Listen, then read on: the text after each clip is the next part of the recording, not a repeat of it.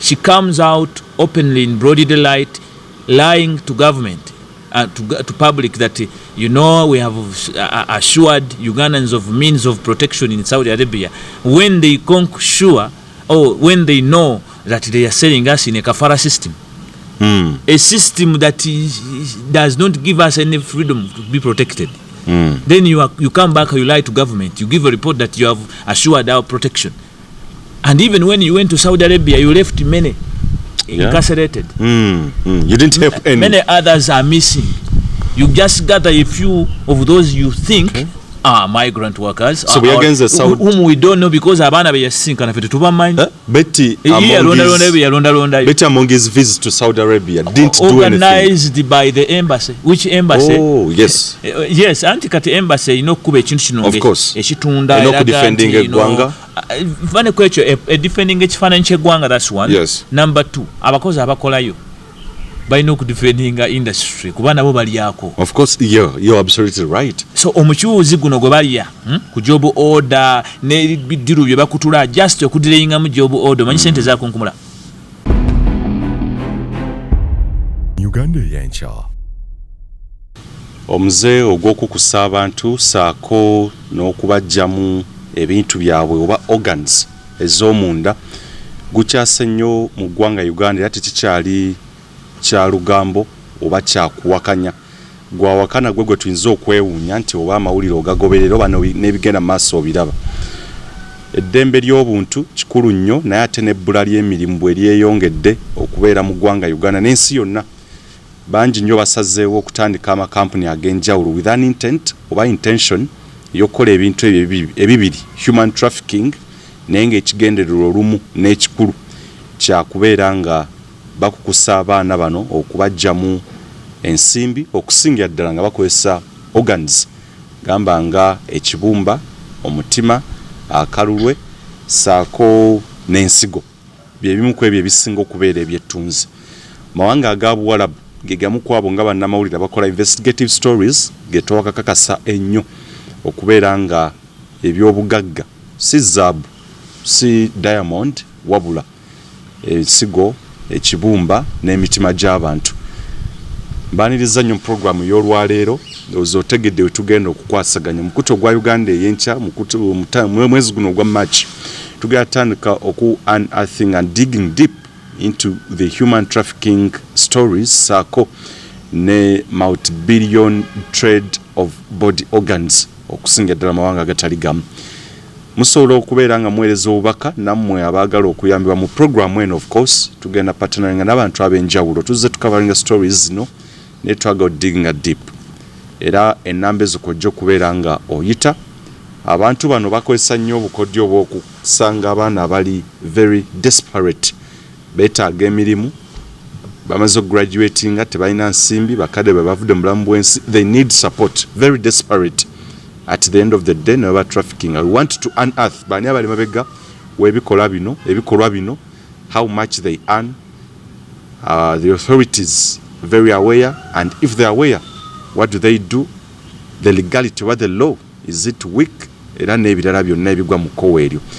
Ngenda kwegattibwako mukulu Kayonde Abdallah we tugenda okubeera nga tukuwa episodes n'ez'enjawulo abali mu mawanga ga Saudi Arabia, Bahrain, Oman, United Arab Emirates, abali Qatar n'amawanga amalala gonna. Programs zino tuzibaleetedde.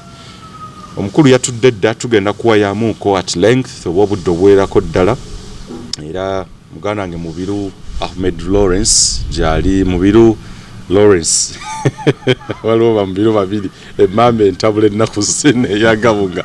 Arnold Lawrence Mubiru very good yali ku kamera sajja wa Real Media wetu partnering okola emirimu gino ate namwe okubaweereza bannayuganda ku Uganda saako ne weeru eggwanga.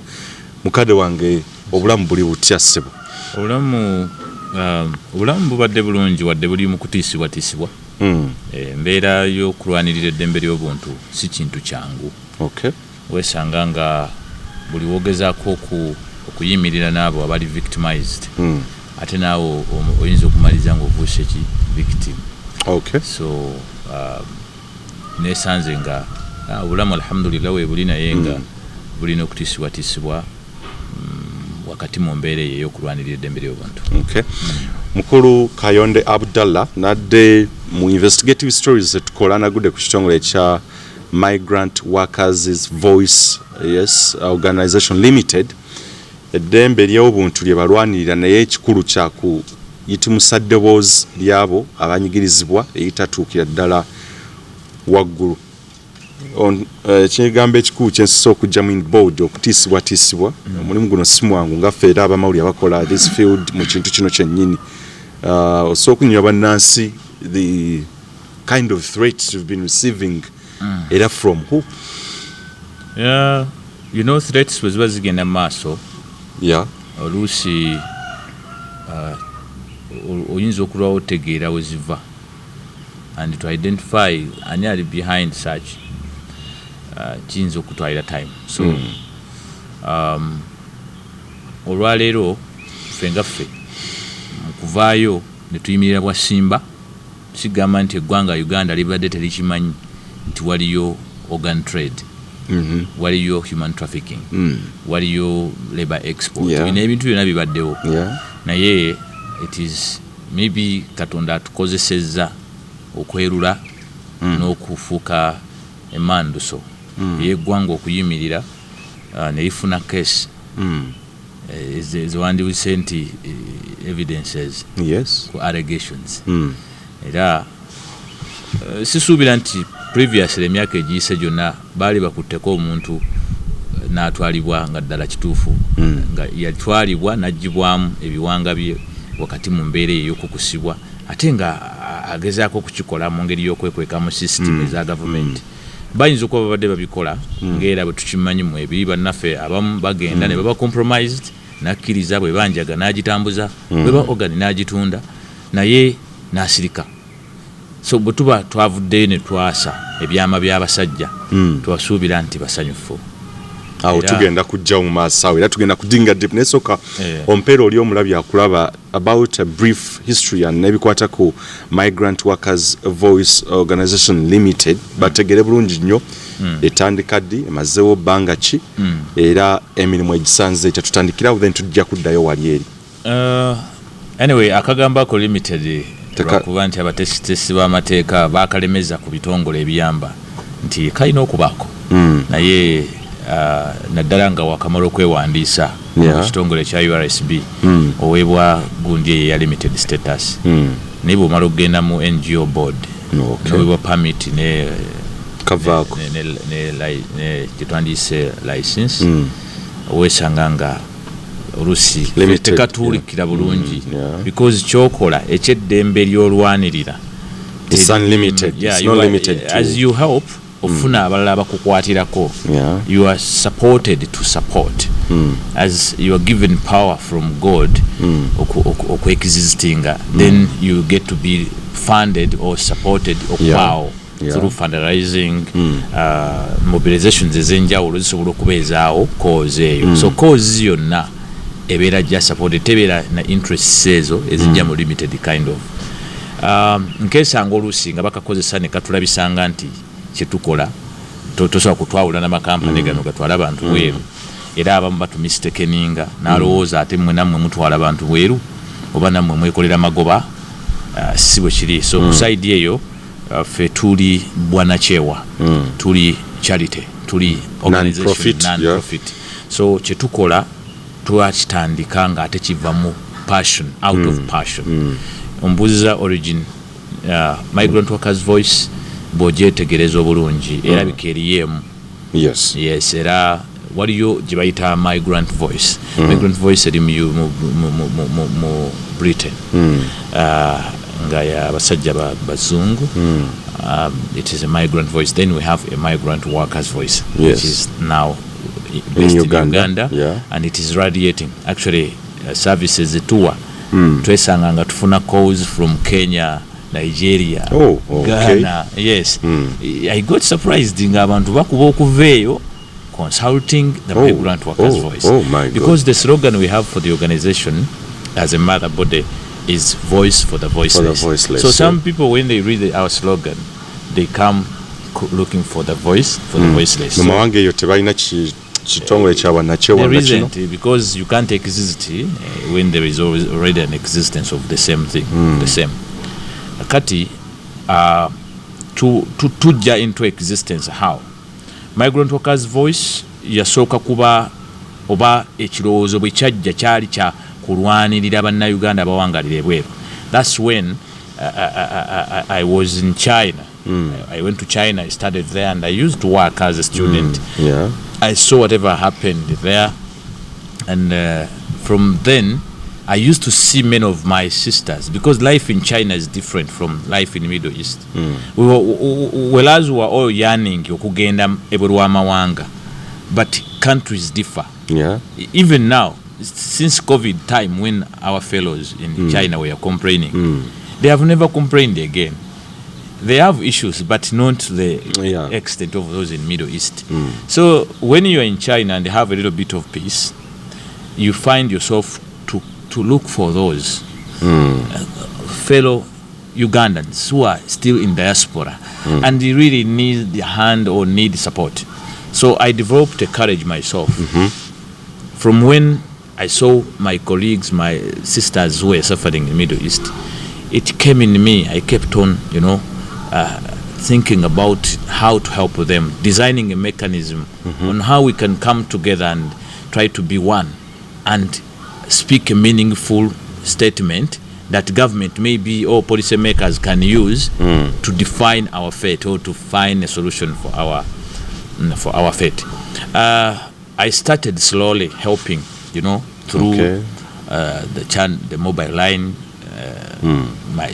within my simple room, while in China. And then you see girls popping, some of them issuing numbers from bloggers, then you capture these numbers, you go until you get these girls, you talk to them. Please tell me, because my background is medical. I did medicine. And then I used to care about anyone who is really touched and crying, care for the patient, So most of them used to cry, I'm sick, and others were saying, nti bampadde obutwa. That thing challenged me even up to now.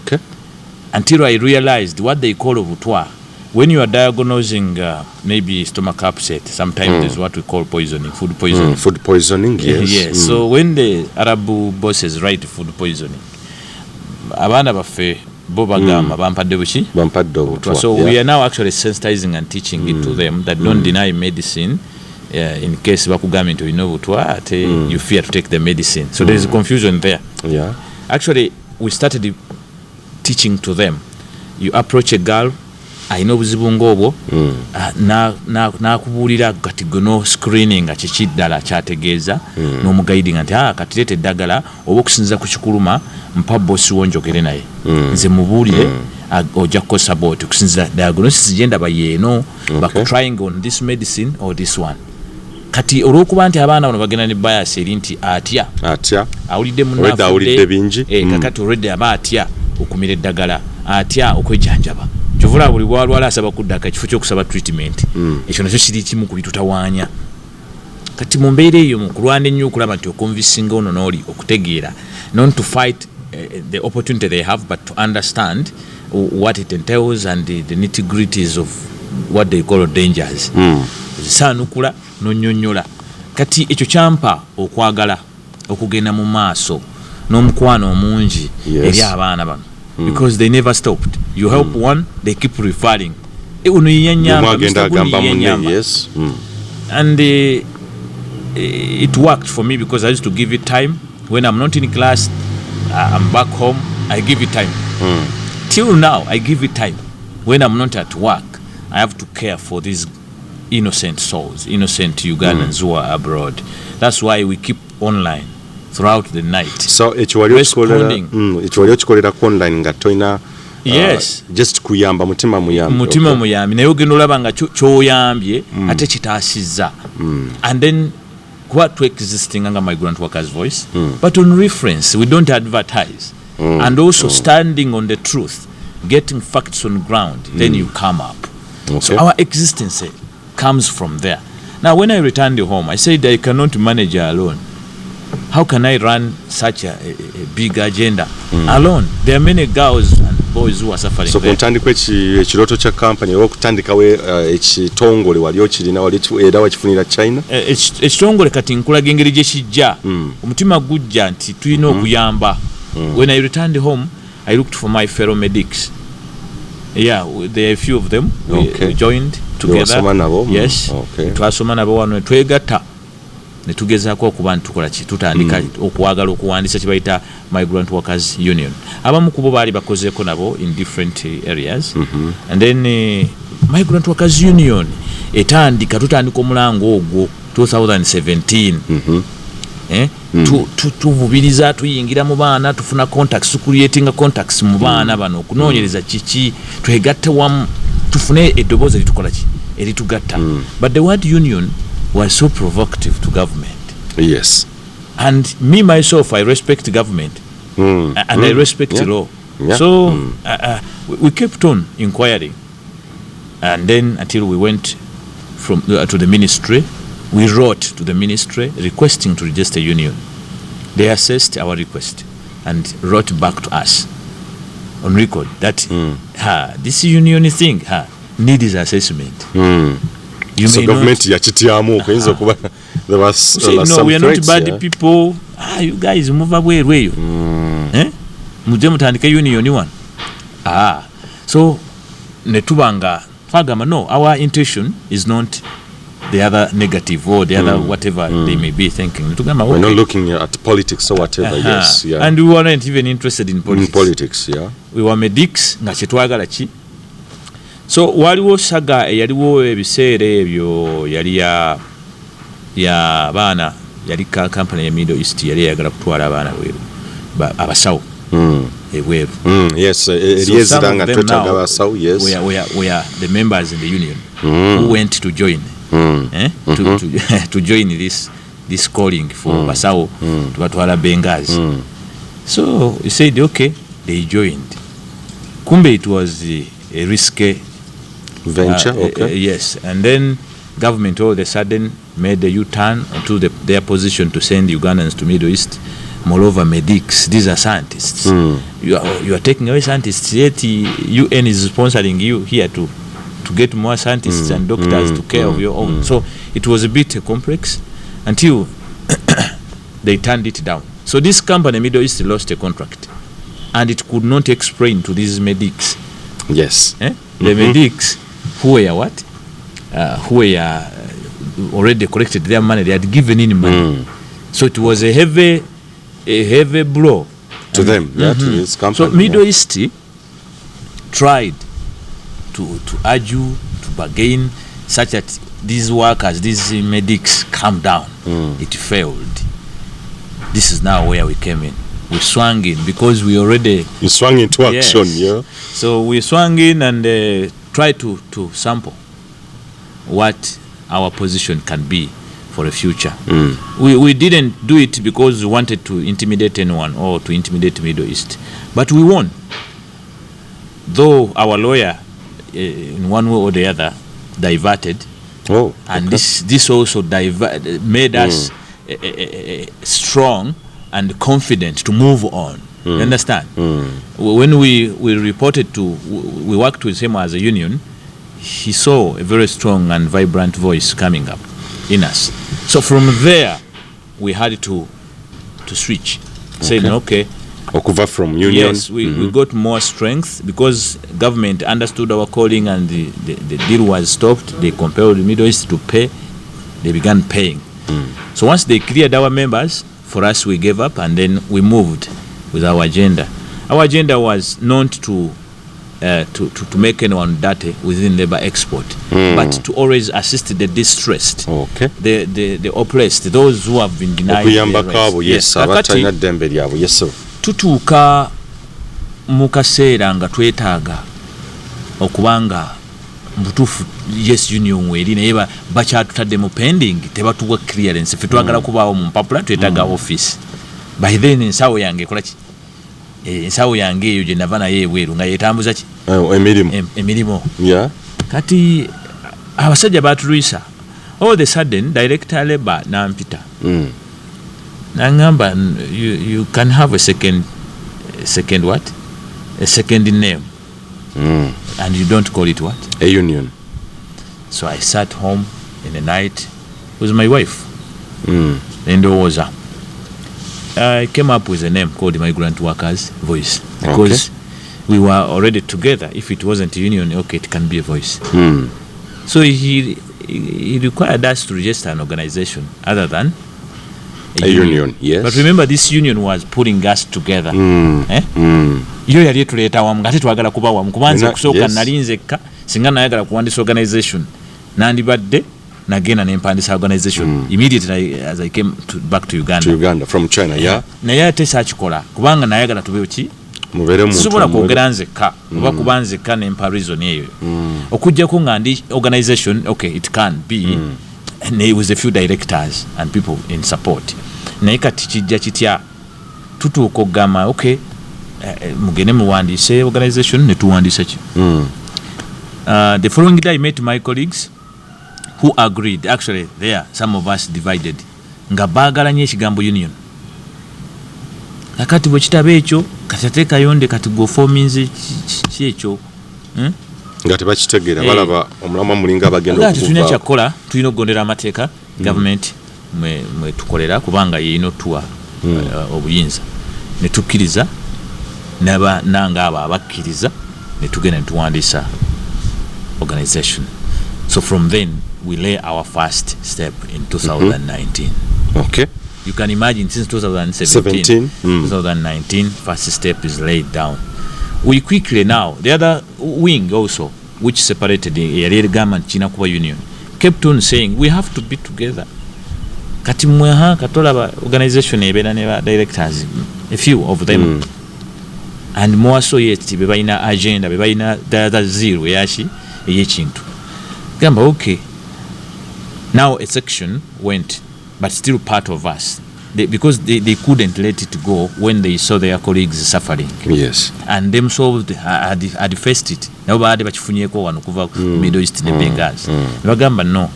So an idea still came within. Say no, we can form an association. So we went on and agreed, okay, an association, anyone can subscribe to that and be a member. It can have leadership, it can, it can change leadership, and there is more even democracy there. Okay. And from then, our members went and agreed to register an association formed by there were around 20 members who came into this agreement. The association was registered, called the Migrant Workers Voice Network Association. All these documents are existing in URSB. Okay. And recently I had the people not knowing what we are, abamba tuyita koni men, abayita ebintu tukale bi provoking abinyiza because kati nganze nyine ekitiibwa newe ekitiibwa abalwadde bange benzijanjaba kugamba abazadde abakitiibwa abako kati gwe bovaayo nompandikako ebintu bwe bityo obeera tonkoze bulungi ofollowinga nomanya intent y'ebintu bino obategeera abali emabega w'ebintu ebyo because some of them mistakenly don't differentiate these acts. Organizations act negun tebabyawula. And some of them are they have draconian tendencies. They're dictators. They believe workers must be dictated. Workers must not be represented. Therefore, ye bwalaba oyagala okurepresentinga agamba you are self-seeking. Self-seeking. By na language bakozesa okulaga public nti you are not doing the right thing. So bobe bavaayo baagala okulaga nti ffe muli bakyamde tuli bakyereeta era byonna byetukola tubikola mu kwagala ndowooza okwessaawo. Otherwise we don't seem to have relevance. Challenges ezo bwokutisibwatisibwa nga bwe kutyo otandika kukufuna ddi oba okusomooza bwe kutyo okuva eri abantu ab'enjawulo. Okusomooza kubaddewo naddala mu ba migrants bennyini. Okay. Yes, kubanga a section of migrants bo nga bo kuba kyeyo manyi baawukana balina types ez'enjawulo naye abamu kubo tebakkiriza nti balina amaanyi ameemanye. There is a lot of individualism. They don't want that concerted efforts okubaako kye batuukako. Nga bolaba ono gavumenti egezaako okutunkana abavubuka okukwatagana ne bwe babawa ssente beeyuzaamu genda okulaba that pool of individualism emalize kuteba leaders bano ne babba ssente bagana ne beetandikirawo obulingulibwa bw'ebintu bwabwe ne mbagagga. Someone has a chance okubanga akolera abantu, but you find this person is allocated funds naye nga azeemaliza yekka azimba bizimbe bya all that. So individualism is one thing that is affecting. So this bullying and criticism eya kino kye tukola, for me I found it healthy. Yes, eventually I found it healthy because wherever we could come up and say something or try to go in with the fact, it could irritate those we are trying to tell. Because our advocacy yajanga nga tetugamba ko ngo tuba tubuulirira tetulina ludda nti oba ono oli ne bwaba waffe nga asobezza we discipline that person, we discipline committees affe ne tumubuulira amazima nedda kati wano oli mukyama wano okoze kino kakati ekyo abamu ono gwonenyeza asobola okunyiga n'anoonya ekikoosi bajja against you. Kati mukubeerawo ng'ofuna shakes ezo omuntu atagoberera alaba questions n'alowooza nti oba oli awo byokola tebabikiririzaamu, oba oli awo byokola obikola bibyo weeyiya ekitali kituufu. Ffe nno tukola naye ng'ate n'okusasula tekuliiwo. Kwewaayo out of the little money you earn from your professions ne consolidation gye mukola oba fundraising, and then you do something. Abaleta criticism zino bava within the government or these organizations ezitwala abantu ebweru? Per se, I will not say within government at large because government nene. We have seen a section of government appreciating our work and a section of government in the Ministry of Gender criticizing our work. Yet still a section in the Ministry of Gender supports our existence on record. And they know we exist. They acknowledged our existence. They recommended us to exist. But you find a section amongst them between our bad commissioners. Bo bachiwakanya. The selfish commissioners bachiwakanya. Era bo tebakkiriza nti omukozi akiikirirwa. Bo bamanyi omukozi mbuzi. Omukozi mbuzi era olaba commissioner bw'omubuuza akiriyalinga emirimu egitwala abantu ebweru. Abakozi abakolera ebweru w'eggwanga balina obukiise mu bye musalawo. Ajja kugamba ajinenge gyabipalapalanyaawo n'abipalapalanya n'akulaga nti takusigira ekifaananyi nti weebali. Akugamba tubatwala twegatta ne gunne tubatwala baani be mutwala.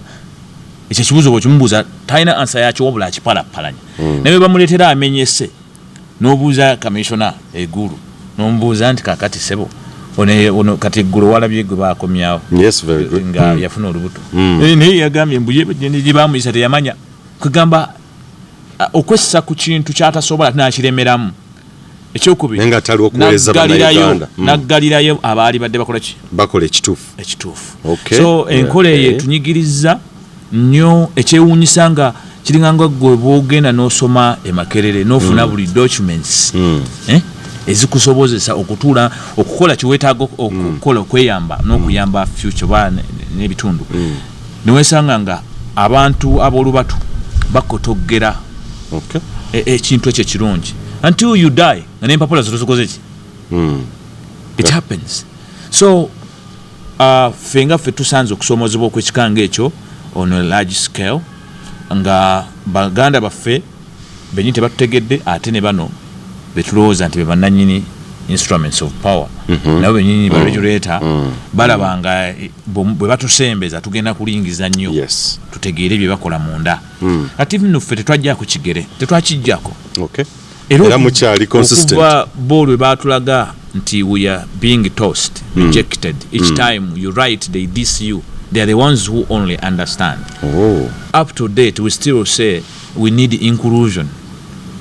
As migrant workers, we cannot continue or afford to continue being taken like a goats or being decided for. Bye batusalirawo bingi ne tumaliza nga kati ensigo zizo zatandise kola ki yeah tuwebuuza muri kiki kyebakola ki kyebakweka bwe tubanga ddala tuli baana bato nga ne batwala simbuzi lwaki tebatuleka ne tubeera part of what they are deciding. So bino bimu kubitukosa, it disturbs, but in one way it is giving us a position to become relevant in the country. It's an idea you ignore. An idea, an idea that is ignored is always successful, or will always succeed.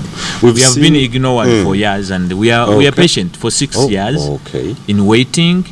We don't want to become unruly, but we are going to lead by example.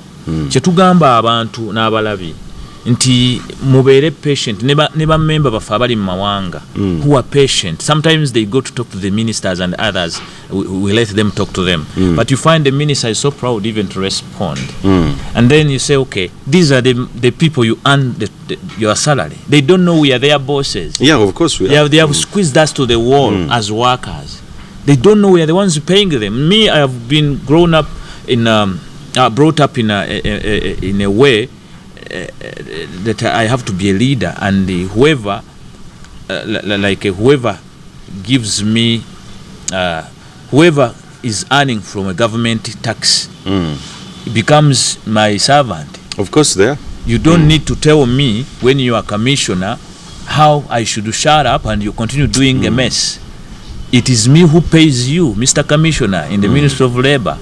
Without Ugandans accepting to be desperate, you cannot carry any meaning of clearing labor export. This is what we are telling the minister. And without we talking as migrant workers' voice, then you seem to be taking logs, goats, and something else. Therefore, our existence, our position as a voice in the country or even elsewhere, because even if they did not want to recognize us as a voice, we had plans, and we still have plans, because the Kenyans are calling us. Oh, okay. Yes, the Ghanaians are calling us to go start the same thing. When are you opening up offices this side? And our own mother and Uganda is just tossing us. How come a Nigerian calls me to rescue her? And you wonder how we rescue. It's just another secret. So you don't feel catered for here. They are fighting you. One will tell you, which recognition do you want? We don't want you to say that when you gave us documents to exist, therefore you have recognized. Yet, decisions continue to be taken without our presence. Is that recognition? Not really. We are not stakeholders. The speaker wrote to them, telling them, you should recognize these people. What they are reasoning is not nonsense. Or Rebecca Kadaga before? Yes, you deserve to bring them on board, listen to them, because they receive first-hand information. Before even you know, at night they already know. How are you going to plan when you don't receive this information? So no suffering no kuona kwa Bannayuganda, would you deliberately or would you authoritatively say the Ministry of Labor is intentional by the Ministry of Gender, Labor and Social Development? Because now look, recently you saw the minister went to Saudi Arabia. Yeah. And she rushed there when we wrote to her about nudging to Judith's case and others. Even we had met her before. But she rushed there, she fixed a report, something funny. She came and read it. Read it, yeah. Nachisoma, we are going to protect. And we had spared them for some time because we respect migration. We support migration. We are the migrators. We want to go and work. Of course, there is no way you can stop migration, yes. We don't want to antagonize migration. But when the minister provokes us, she comes out openly in broad daylight, lying to government, to public that, we have assured Ugandans of means of protection in Saudi Arabia. When they sure, or when they know that they are selling us in a kafara system, a system that does not give us any freedom to be protected. Then you come back, you lie to government, you give a report that you have assured our protection. And even when you went to Saudi Arabia, you left many incarcerated. You didn't have any. Many others are missing. You just gather a few of those you think migrant workers. So we against the South, whom we don't know because abaana be yasinkana fete tubamanyi. Betty among his visits to Saudi Arabia didn't do anything. Organized by the embassy. Which embassy? Oh, yes. Yes, anti kati embassy kuba ekintu kino ekitunda era defending eggwanga. Vane kwekyo defending ekifaananyi ky'eggwanga, that's one. Yes. Number 2, abakozi abakolayo balina okudefendinga industry kuba nabo baliyako. Of course, you're absolutely right. So omukyuzi guno gwe balya ku job order ne bidiru bye bakutula just okudireyinga mu job order manyi sente za kunkumula.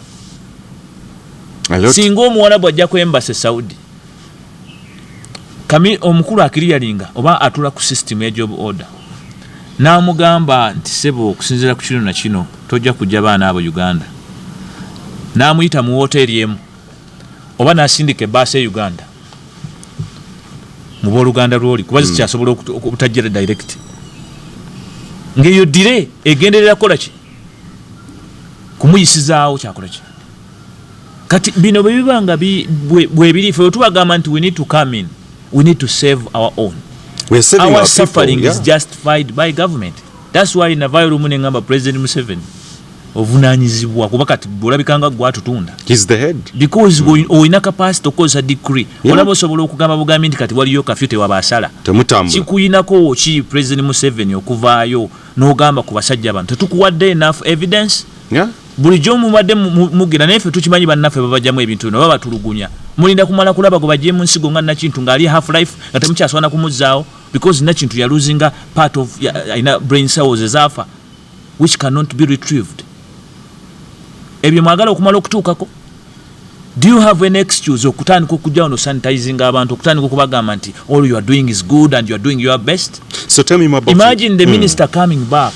Natandika okulimba yes, awenjagala nnyo okusimba nnyo kuba nagirabye story of course nange nze followinga. Yazzenga alaga yakomyewo ng'alaga nti alinga very good nti agenda kuyamba bannansi. Committee gyayogerako. Sorry, I did not move with my bilateral copy. That bilateral copy, the Joint Technical Committee gyayogerako. Yaliwo ddi? Yaliwo from the initial date when they were signing the bilateral. Yeah. It ought to be there. It was supposed to be there. So is it intentional for them not to put this type? I mean, this Joint Technical Committee to implement it. Implement it, then letting numbers to first die until now we realize organs. Then she rushes to say, "I have got a fixer." Joint Technical Committee. Ask the commissioners. I will not blame Beta Monge because she's a new mama in the ministry. She's a new mother there. Yeah, she found Frank Tumweba there and the other one, Janet Mkwaya and others. But what did Tumweba do? Does he even know how Saudi Arabia looks like? So they knew. You mean Tumweba never looked at this this bilateral? To read the Joint Technical Committee, Article 6. Article number 6 in the bilateral says Joint Technical Committee must be there. In other words, okufa kwa abantu abafudde emyaka gino gyonna since they signed this whatever is intentional and the government should account to that. Like Enogundi signing, is it 2019 like bilateral? Jeta signing with Saudi Arabia? No, the regulation year 2005. 2005. Yes. Okay, but the question of competence, abantu wetu now minister, are they competent enough to serve Ugandans to do this job? They are competent, but they are full, as in FU. Oh, okay. LL, not the other full. Yeah, okay. They are. You know, in Chinese we say chi bao. They are bao. They are full, right? They are a bit. They are compromised. Oh, okay. Because you cannot be a commissioner in the ministry, and you are the one to direct and to regulate and give whatever in your distance, but at the same time you want to own a company or you own a share in a company. Antagone. Because the next day, don't you wonder why a girl in Saudi Arabia calls a certain company that I'm suffering? This company also refers to the ministry. The ministry keeps calling the company. They keep dodging like this until now families give up and they come to us because they have lacked an option. They got the ministry to get any support from there. You better miracle stone. I don't know if it can bring any miracle. Meaning ministry tena cheyambye kubanja abana bano bawuli. What can they do? What can they do? Nga naba rapings baba bayisako nga tebabalabye. But they have a desk at the airport. Sagala bogerera bubi. Actually, I want to advise government. But you're speaking the fact. Yes, I want to advise government. If you are really looking at what we are speaking, we are not insane. Just use the little common sense that sees far. You go and switch all the commissioners in the Ministry of Labour. Okay. So, but you may live among there, but she may have also been infected now. But all the commissioners need to be checked. Yeah. Need to be checked. We are not against them to lose jobs, but they have to accept to turn down. Otherwise, echiddako tujja kubaswaza. Okay. Owulira abakulu abano mu ministry tujja baswaza nga temunnaswala. We told you one thing, let us in. Mugule olujolo. Mulugule mukolerayo Kimbisenge. Mulugule. So tujja kubaswaza ekyokubiri bwe mba nga temwagala tubaswaze. You better accept because we shall force your resignation. Yeah, this is what is coming.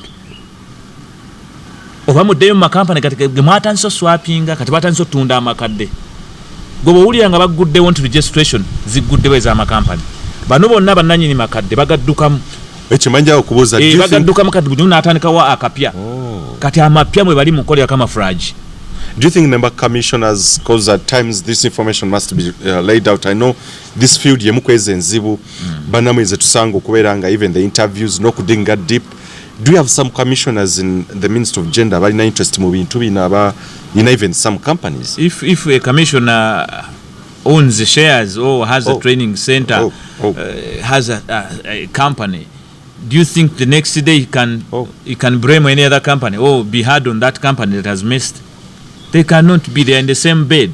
Okay. You don't wonder why they keep protecting each other. When you talk to Uwera keeps telling you to kolagane wamu ne ministry. When you talk to the ministry, they keep saying to kolagane wamu ne Uwera. So they are protecting each other. You ask them, can you cook food on 2 firestones? It can't. This is where now whatever they are cooking is pouring. Even it's not ready. Oh, I love that. You get it? Always there are 3, which we call tripartite structure, and this is what the UN says.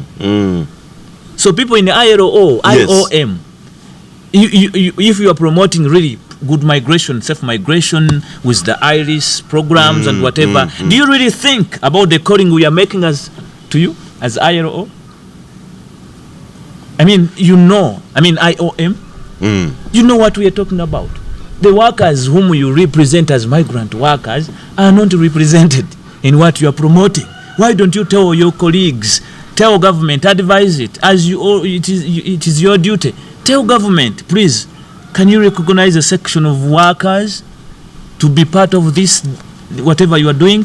For us, we are not up to that. When we recognizing Eyenkya, a section of workers or workers have been recognized as part of or to be stakeholders of this kind of business you are doing. I don't want any leadership. Okay. I'll go home. For sure.